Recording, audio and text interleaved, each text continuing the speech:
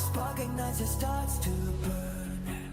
Through endless realms, no way to return. From crimson skies to wastelands torn. Myth and legend where stars are born. A million paths collide in the haze. Echoes of heroes lost in the maze.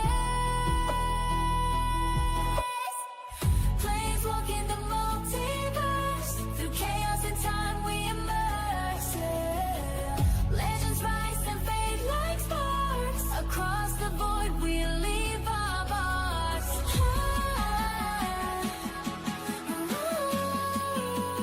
They added like 3 times the amount of weaponry available in this vault. So they set it up so that the tensions would be very high. And then at the same time, there was a parallel cloning project that was going on, focused on, obviously, can you guess the name of the guy it was focused on? Gary! Yeah, you got it, buddy. You got it. So each of the Garys was grown in a lab, and there was some kind of defect in them that made Garys immediately hostile to anybody who wasn't a clone. And Right. they just kept making them. So they made like 50 some odd Garys to the point where their observation rooms were overcrowded with them. So what happened was, as they go along, they dealt with escalating violence. So somewhere up in the mid 50s, one of the Garys actually injured one of the doctors. So they started talking about destroying the extra clones to make room for further tests, and they basically just obviously treated the Garys as completely disposable. So you've got like, yeah, I know, it's honestly, it's insane. Like, it's, I would say that it's kind of impossible to think about the fact that there would be scientists willing to do this, but there are people who are missing fundamental parts of their humanity. Whispers crawl through the cracks like spiders in the dark. Secrets slither, shadows dance, they leave a bitter mark. Lies wrapped tight like silk spun thin, choke in the morning air. The truth you chase, it runs away, hiding where you dare. In the heat of the night, where the fire burns cold, the answers you seek are stories untold, shaped by the light. Listen. After everybody calms the fuck down. Is anybody alive coming out of the movie theater? Or just dead people? Just blood and body parts. All right, well, I'm going to try to go in again. And if I go back in time, I'm going to shoot the lock a few more times and see if it works. All right, yeah, throw me a d20. I've got a 3. So you go in, and this time the force is more pronounced. It's more pronounced. It flings you back around a minute later. So you can feel the whiplash. More, it hits your neck, it hits your back. It's like you're almost going to go through plexiglass. And the people going in, you're in the situation, you're just coming around the front, and people are going in, the door is closing. A minute later, the whole thing happens all over again. Can I try to run in and get in there before the door closes and just force my way through? Or am I too late? Yeah, it's too late. So it flings you back the moment that you're coming back around. All right, Boom, boom, let the hollow idols fall.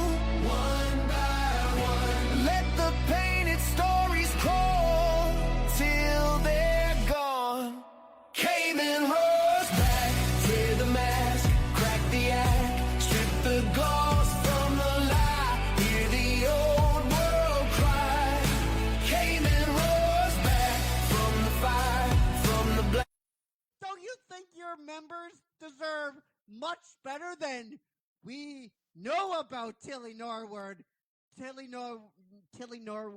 and we're heavily monitoring the situation. Like, you guys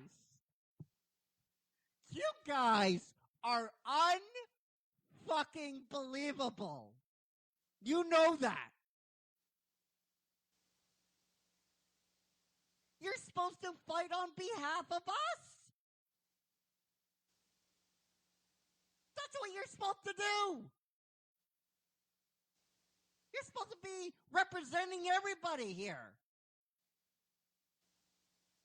I realize you can't have a crystal ball and you can't think 20 steps ahead.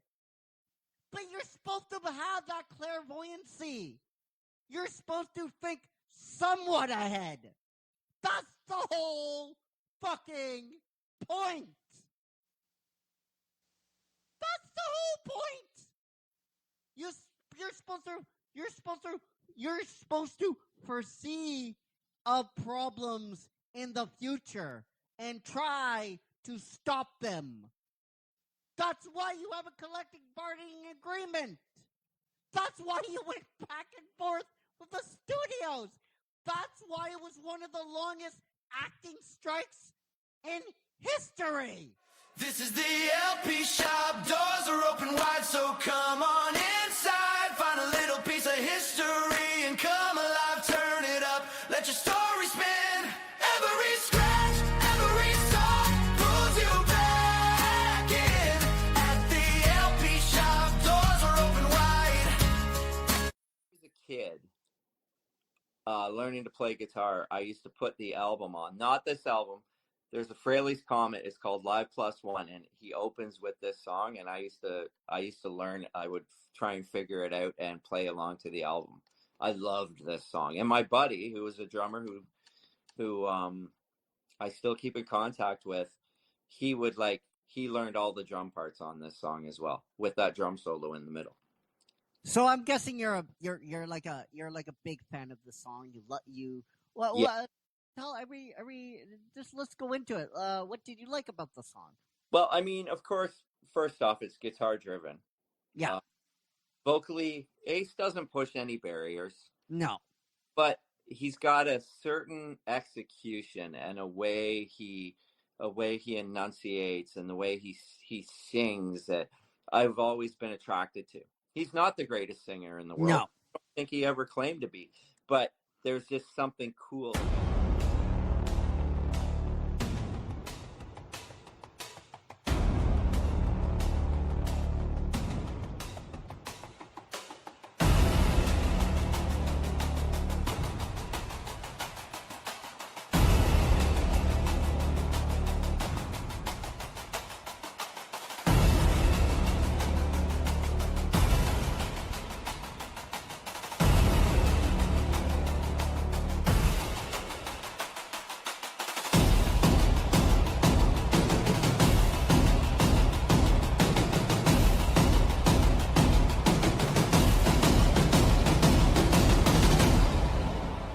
The Campea and this crew, paint on my face, just a move. We are Yu-Gi-Oh Club for life, mark it on my skin, that sign from the campfire glow at night to the screen right in your eyes. Original stories, wild and true, you can feel them cut right through, bring that spark straight to you, every drop, every view. Must see TV, join the tribe, cross the line, Yu-Gi-Oh Club for life. Say the word, you're inside. Must see TV, from the cave to the timeline, Yu-Gi-Oh Club for life. Raise your hand, that's the sign. That's the sign.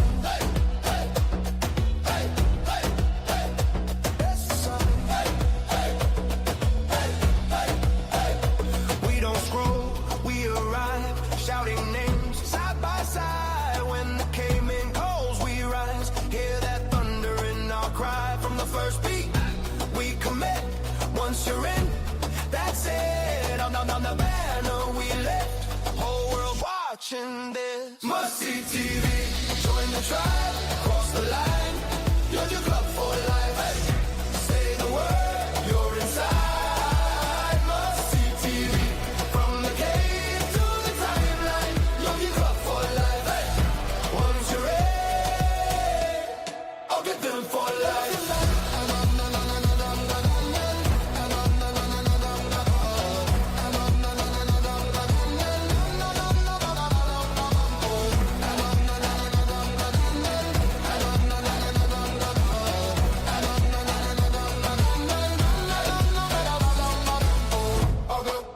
Call it out. Hey.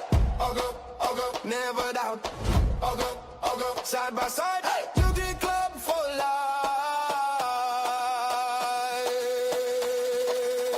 For life. For life. Hey. Must see TV. Join the tribe. Cross the line. You get club for life. Hey. Say the word. You're inside. Must see TV. From the cave to the timeline. You get club for life. Hey. Once you're in, you're in for life.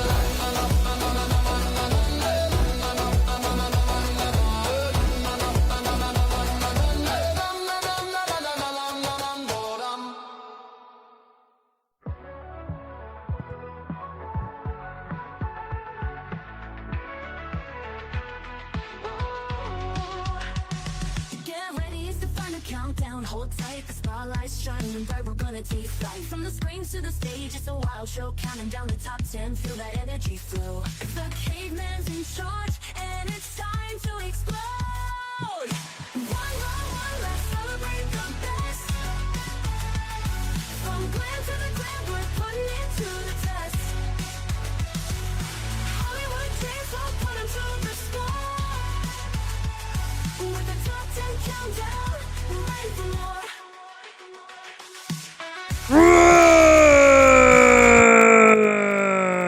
Hello, ladies and gentlemen, and welcome to a brand new episode of Final Countdown. We are continuing our journey down the list of the top 10 hated YouTubers. We are still on the part of the list where you can see the passion, but these YouTubers aren't acting in somewhat good faith. They're not acting in bad faith. They're acting somewhat in good. Crimson, we're still in that type of, right? The type of 10 kind of range. But before we get to number 8, I hear we have some growls, so let's do it. Okay. Our first growl of today is Naeem Shifa for the second time. Naeem Shifa. Thank you, my friend. You are a wacky bastard. And wait, I don't. Let me do the growls. Shame.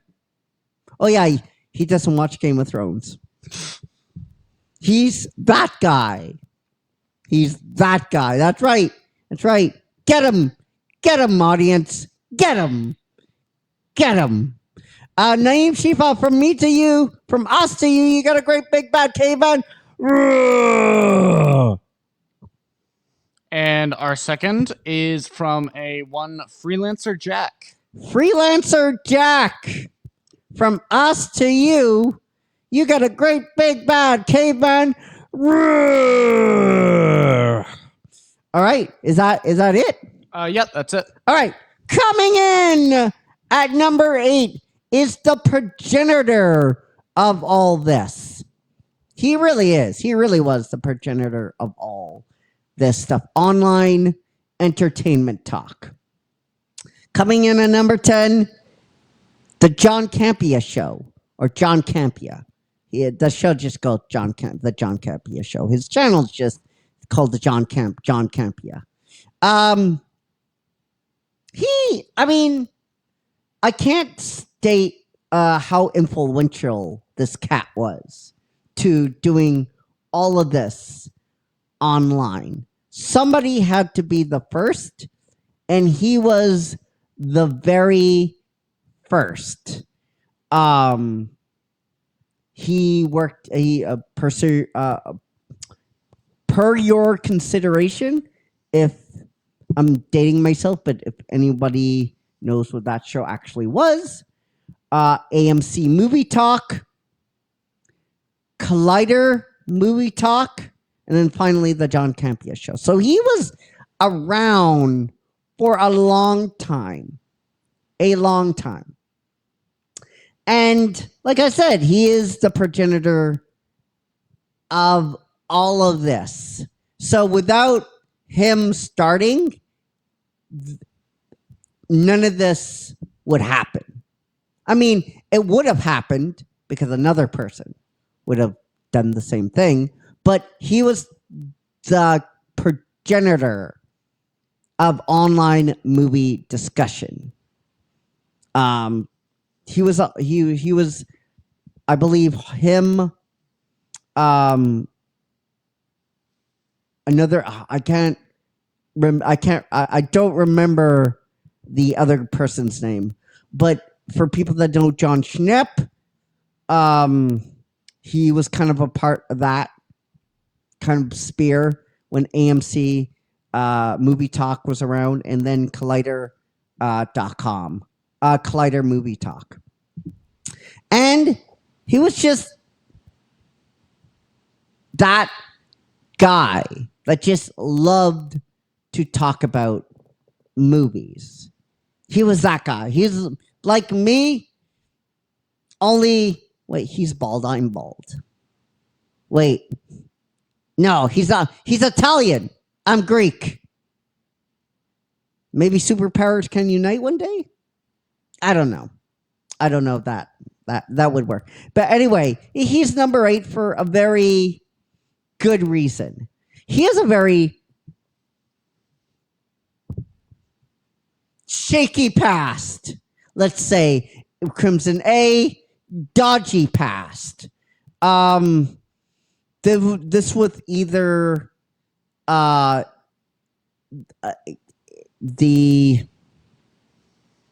AMC movie days or the Collider days.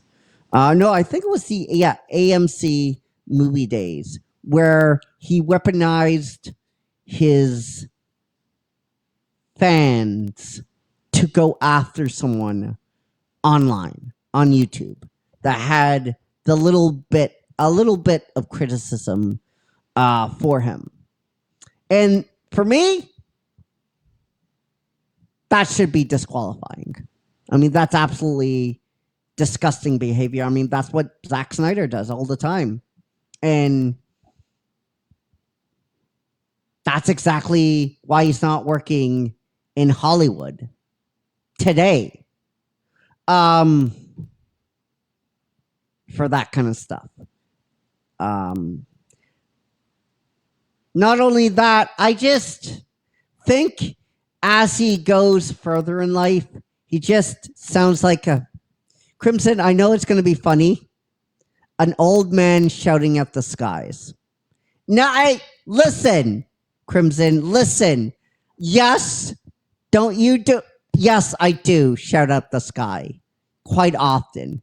We just did it in the morning. But when I do it, I think there's more context to when I do it.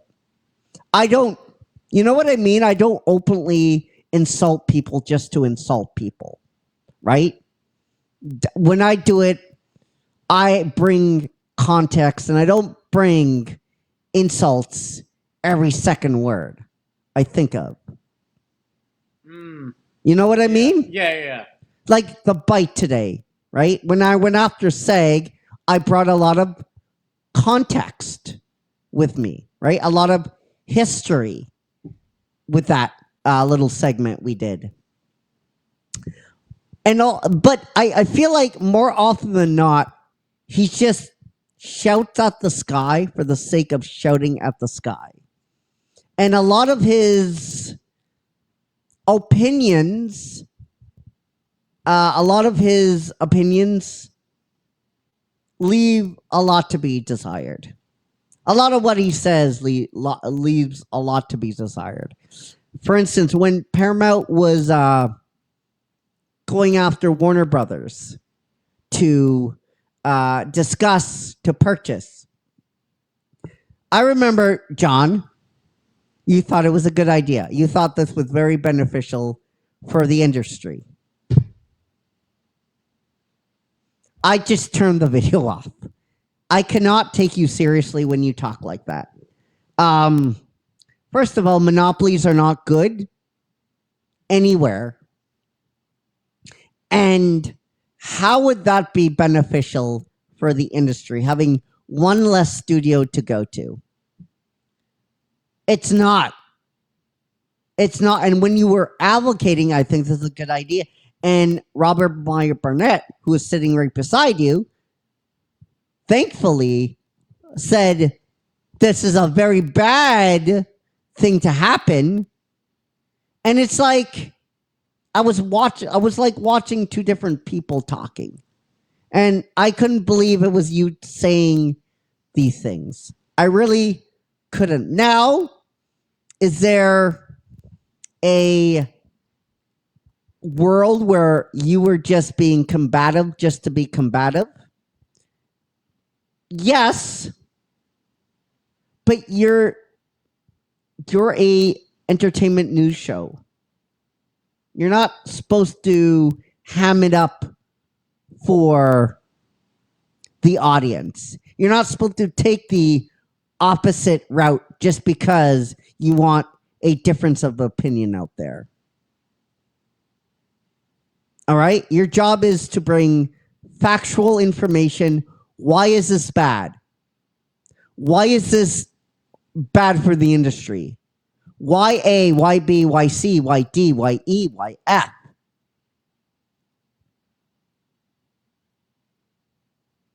And you have segments where you're like, all right, let's go into the John Campea classroom. Okay? A lot of people that watch you don't work in the entertainment industry. Okay? You're supposed to be bringing the news to people. You're not supposed to be boring them to death. And that's exactly what you do when you do that kind of stuff. Let's hop into the John Campea classroom. I never say that because people, first of all, if me and Crimson start talking in entertainment speak, you would tune this right off. You wouldn't understand what we were saying. So I don't do that. I try to boil it down to a language that everybody can understand. And if I can't do it, then we just don't bring it up on the network. We don't. If it's too boring, there's a lot of stories that came out last week and this week that I didn't even touch because they were boring. Right?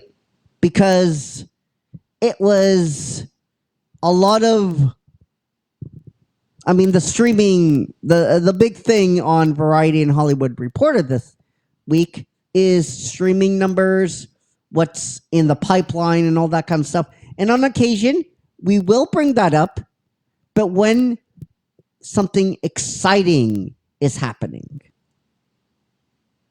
Like, say, a new Mortal Kombat movie is in development, then we'll probably touch it, because that's something people would probably be interested. But we won't touch the quarterly earnings of HBO, because for me and you, Crimson, that's probably very interesting. But for the average person watching, they don't care. Right? They don't care about the numbers. Yeah. You know what I mean? Mm-hmm. And it's John Campea, the John Campea show, he does that all the time.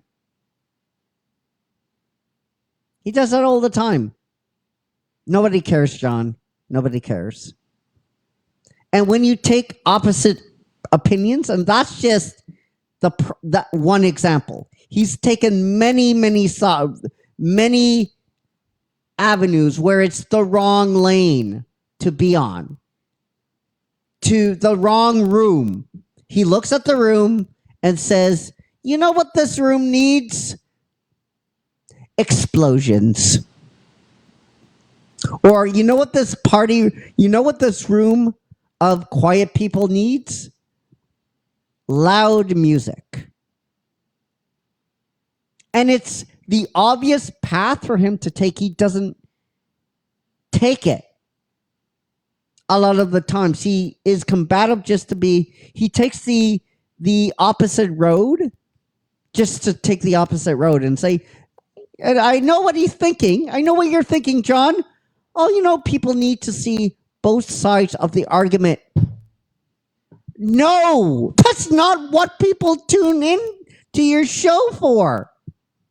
Monopolies are bad. No, monopolies are good. What are you talking about? Oh, I just wanted to present the other side. No, stop. Instead of that, you should have been saying, this is why it's bad. This is bad for the industry. This is horrible. And I am still of the opinion it's not good. That's the right opinion to have.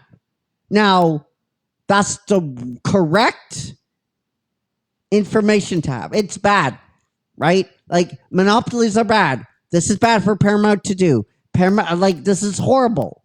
This is really bad. The landscape is going to shrink. That's the appropriate response.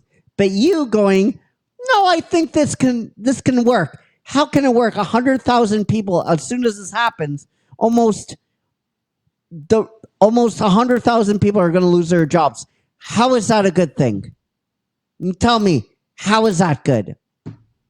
But yet he will just take these approaches, these other lines of thinking, going, no, I think this is a good thing. And that's, again, one example. There's many examples where he's like this. And I still think he is watchable. He is definitely watchable. I tune into the John Campea show once in a while just to stay up to date. If Variety doesn't have a story and the Hollywood Reporter, sometimes they will have more insight into that story. They will have more information. And if I need more information, or if I like the story, if I want to see what's going on, I'll watch the John Campea show. But he's just becoming too shouty, not enough talky.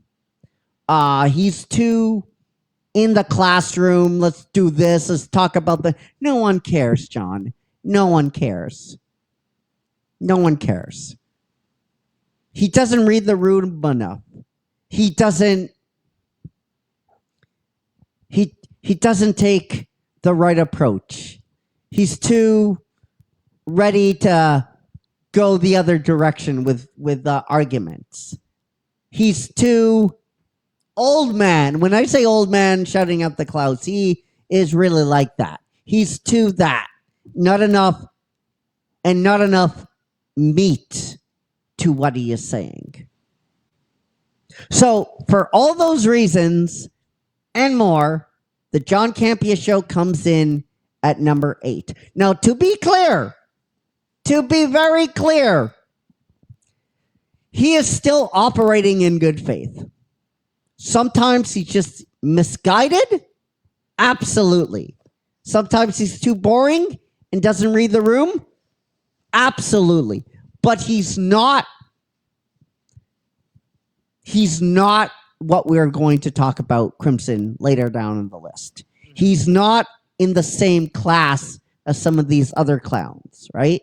Like the critical drinker, Midnight's Edge, Geeks and he's not even close, Crimson, not even close. So, yeah, just wanted to say that because I know this is top 10 hated YouTubers, and I just want to separate that. Like he's in he's in a completely different galaxy to some of these cats. He's still watchable.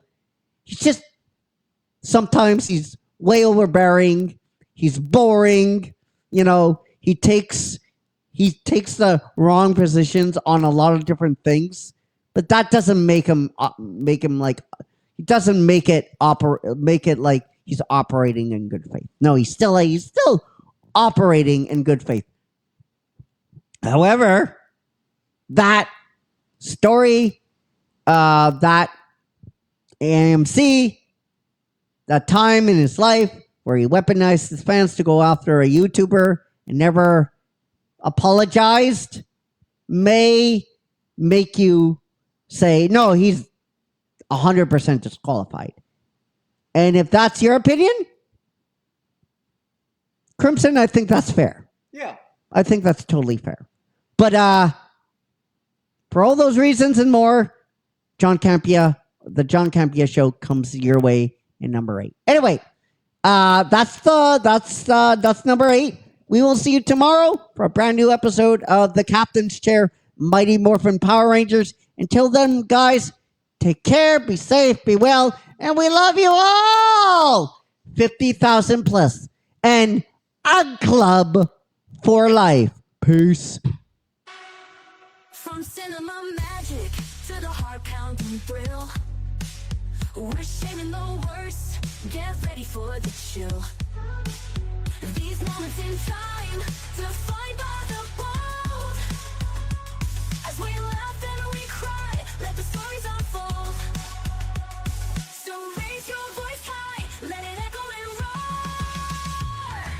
One by one, let's celebrate the best. From glam to the grand, we're putting it to the test. Hollywood dreams won't put 'em to